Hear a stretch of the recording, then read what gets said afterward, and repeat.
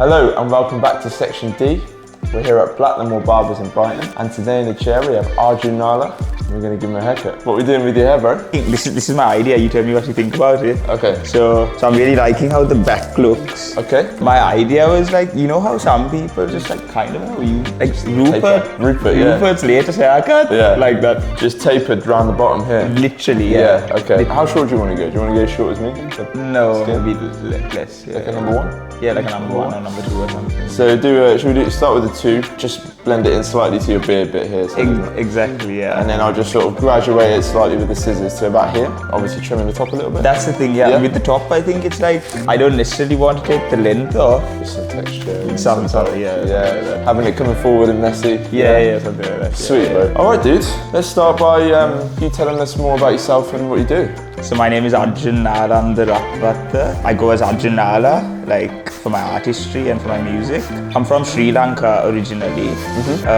Lived there all my life till I was 20. For people listening, if you don't know where Sri Lanka is, it's in Asia, and it's in South Asia actually. It's like a little island in the Indian Ocean.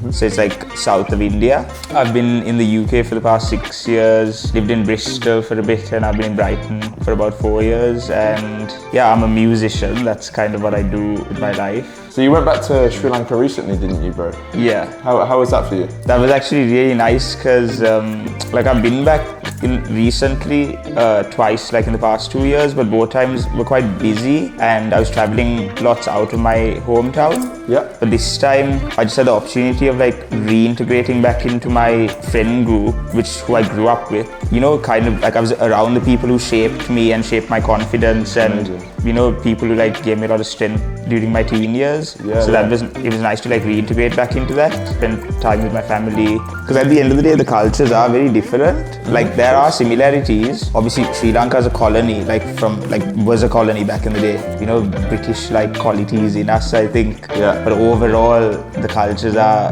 very different. Like my personality and the core of my character is more intertwined with that culture. Amazing. So it was really nice to go and like soak that all up and integrate back into it, and like I feel a bit more myself now. That's great, man. And I think it's important when you're living abroad. It's like really important to do that if you have the means to. You can't. It's hard to put into words also how grounded it made me feel, and feel like more inspired to just be confident is the word, but to be authentic. Yeah, amazing. Because I do find myself not being fake, but I do find myself molding to suit the people around me when I'm here. Yeah. And not that that's a bad thing, but I think I can do that less. Yeah, sure. Now because I'm feeling a bit more grounded. Yeah, amazing. I know I don't fit into any stereotype, but I want to prove to people that I don't. Yeah, sure. So that's like something that goes on a lot. Yeah, sure. So I'm like trying to do that less. Were you aware that you were doing that before you went back to Sri Lanka? Or did it take going back to Sri Lanka to make you realise? I think I was, that's a good question, subliminally aware. Yeah. But I think going back to Sri Lanka made me fully aware of it, you know? And made me like reckon with myself. Yeah, man. And actually like admit to myself that I do this. Yeah, sure. Yeah, I mean, it takes that sometimes, man. It takes going back to, you know, the people that you grew up with as well to remember who you are, you know? Yeah, for sure.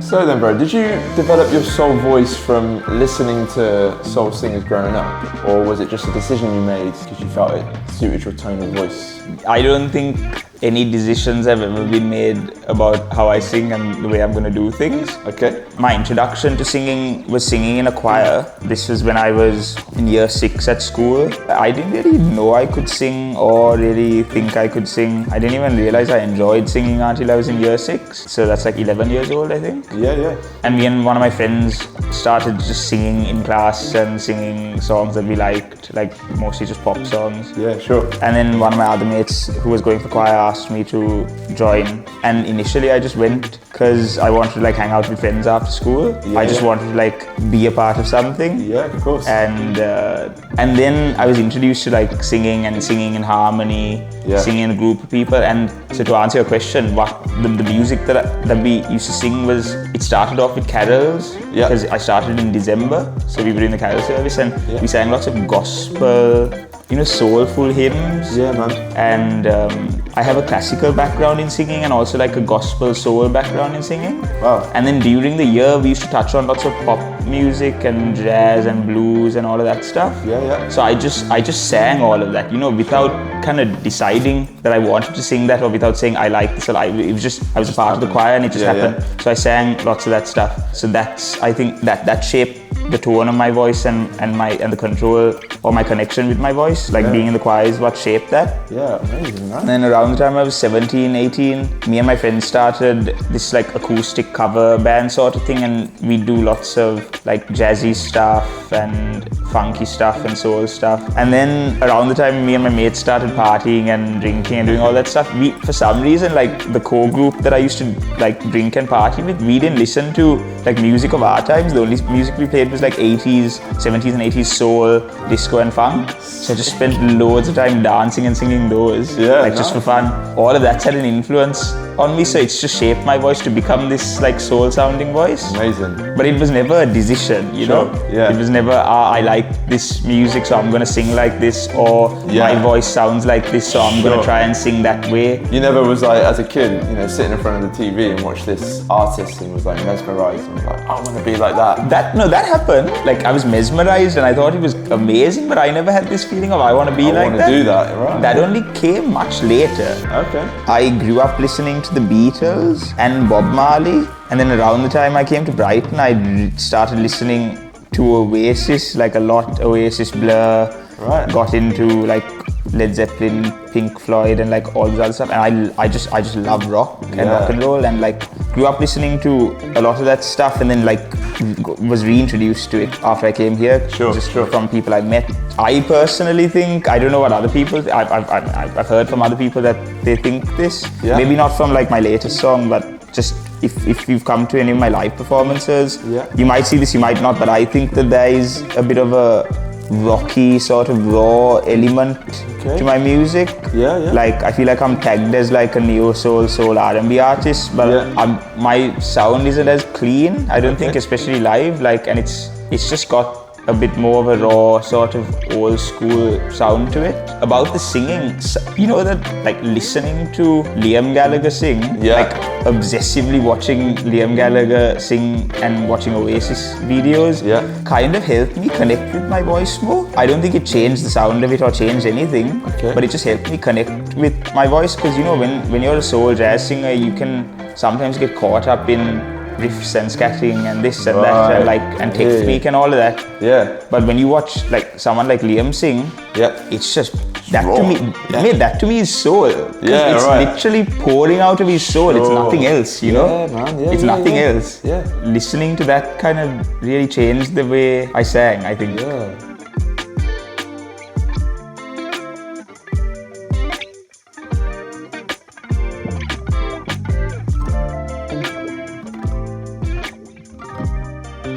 So, bro, have you found a pocket that best suits your music in Brighton? And how have you found your journey so far in Brighton, your musical journey? I'll start by answering the second question. So, I found my musical journey in Brighton so far really amazing, and I've learned a lot.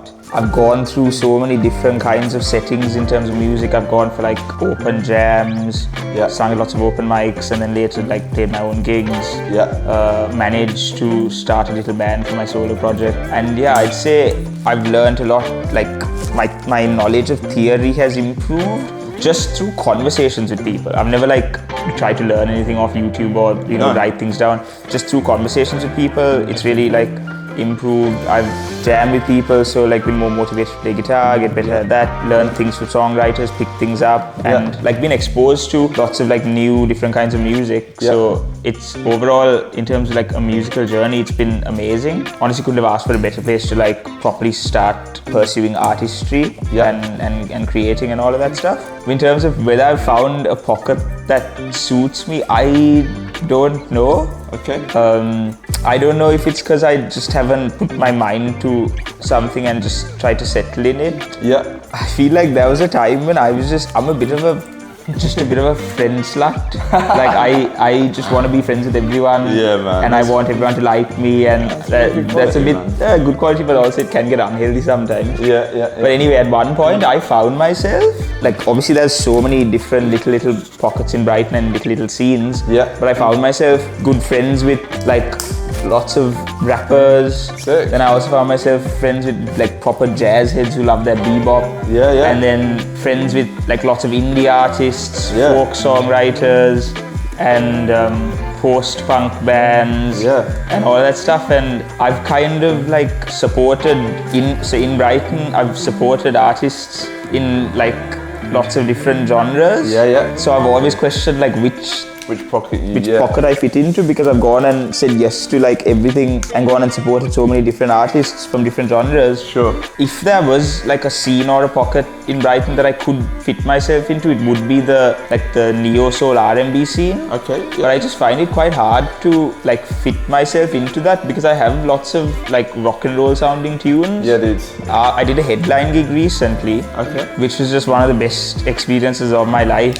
The crowd was like, we got a really good crowd there at the Prince Albert. Yeah. It was almost full. Okay. And there was just this vibe that was created, and everyone was just on the same journey. Amazing. And we were all just in this vessel together vibing. And like everyone said really good things after and said that they enjoyed it. That was the moment when I realized like I don't need to try and fit into any kind of friend group or any kind of pocket or look to other people for support, or I realized that I could just create my own little pocket and just create a little Arjun Nala scene. Yeah, I find that Brighton can also get quite clicky. And I just don't really want to be a part of any clique. I think at one point I wanted to be a part of all the cliques. Yeah, dude. And now I just like kind of I just want to do my own thing and hopefully just obviously be nice to everyone, be friends with everyone, and hopefully and support all the music that I like and keep going for gigs. Like that's one thing I love. Like I go to so many gigs alone. Yeah. Actually, sometimes I don't even ask people if they want to come with me, but sometimes I do ask friends if they want to come with me. Yeah. But I just find it nice. Like I always end up going chatting to like friends or acquaintances or whatever, and just experiencing new music. And I'll always do that. Like.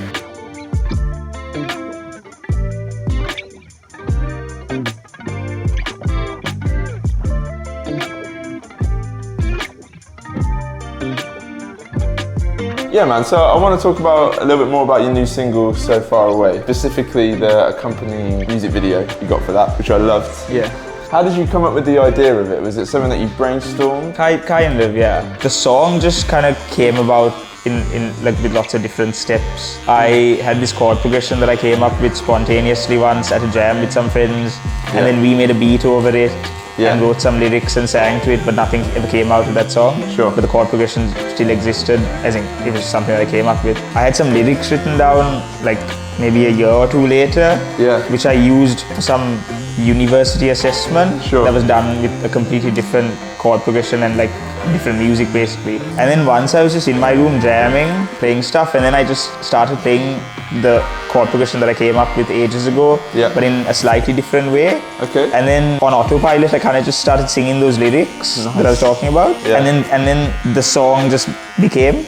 The melody of the song just came all at once, and then it just suddenly became a song. Yeah. And then I was like, okay, this is a song. Yeah. And then I started playing it live, and then once like went and met my producer Bessie, and this was the first time we ever started working together. And then I just showed them this, and then we just made the song in like 2 sessions. It was done. The music video, so that was like made friends with Connor, who did the music video, and he brought his friend Arco to come and help out. Me and Connor kind of brainstormed a bit. Yeah. And we just decided, okay, we were just gonna do like a little bedroom sort of vibe. Yeah, I love it. Yeah, that was like first time I was on camera to shoot like a video. Yeah. And we just got footage, like we just worked for like 4 hours. Nice. I kind of just acted like a puppet. Yeah. And they told me do this, do that, and I was like cool, and I had ideas as well. Yeah, after we got the footage, Connor made an edit.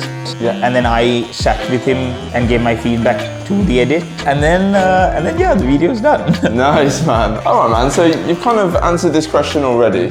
I just want to know what's next for you. What I want to get done is, so first of all, I want to like secure a full-time job that I like and just stick to that and keep doing that. Yeah. That's just for money. And then keep rehearsing with my band, writing more songs to play with my band under the Arjun Nala project. Yeah, just continue like, pushing the whole artist thing and doing that, because that's really what like energizes me. And then hopefully like, branch out to London, get the social media game a bit better. I could spell it out, but like I feel like lots of people know what it takes. Like what you have to do as an artist. So like just keep doing that, keep working on my craft. And yeah, also just working on myself and like my mental health and like personal well-being. One thing I want to do is get into teaching. That's like teaching music? Yeah, teaching singing, like music theory for dummies sort of thing. Like just help people understand music theory just through conversation. Like I feel like I'm good at that, so like do that. Teach singing, teach it from a more holistic point of view, not from a scientific point of view. Sure, man. That's actually one like substantial thing that I want to change in my life, start teaching, you know. There's another little idea that I have, which is like starting a collective,